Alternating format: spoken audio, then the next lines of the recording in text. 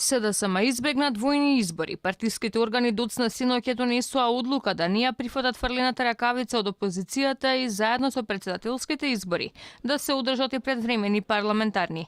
Објаснуваа дека тоа било во интерес на државата, но и интегративните процеси.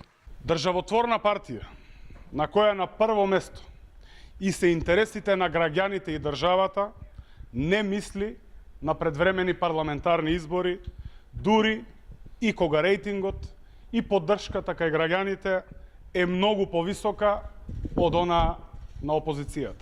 Опозицијскиот лидер Христијан Мицковски по одлуката на Бихачка му испрати порака на Заев. Сега избега од избори, ама од волјата на народот нема. Спред Мицковски, нови парламентарни избори се единствениот механизам за исправање на неправдата, која ја направи власта на сметка на нацијата.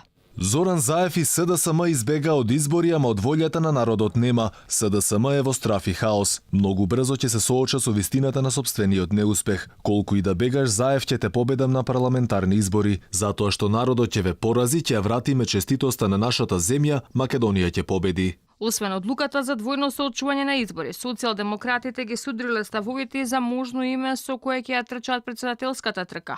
Иако изминатиот период, двојецот Заев Ахмети отворено влезе во вербална војна и спротивставени изјави за претстојните избори, сепак СДСМ одлучиле да направат напори за да ја одржат жива идејата за консензуален претседател.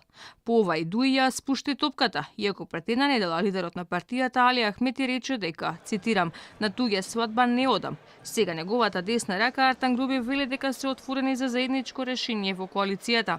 Било тоа да е маж, било тоа да е жена, кој што ќе биде представник на сите граѓани и кој што ќе биде прифатен од сите граѓани без разлика на нивната политичка, етничка, верска или било која припадност.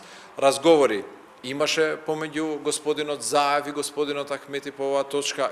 Официјално на адреса на Бихачка засега има поднесено само една кандидатура, а конечната одлука ќе се носи на 3 март. ВМРО ДПМН е пак на конвенција во Струга Викендов ќе одлучува кој од 9 кандидати ќе биде нивно решение за шеф на државата.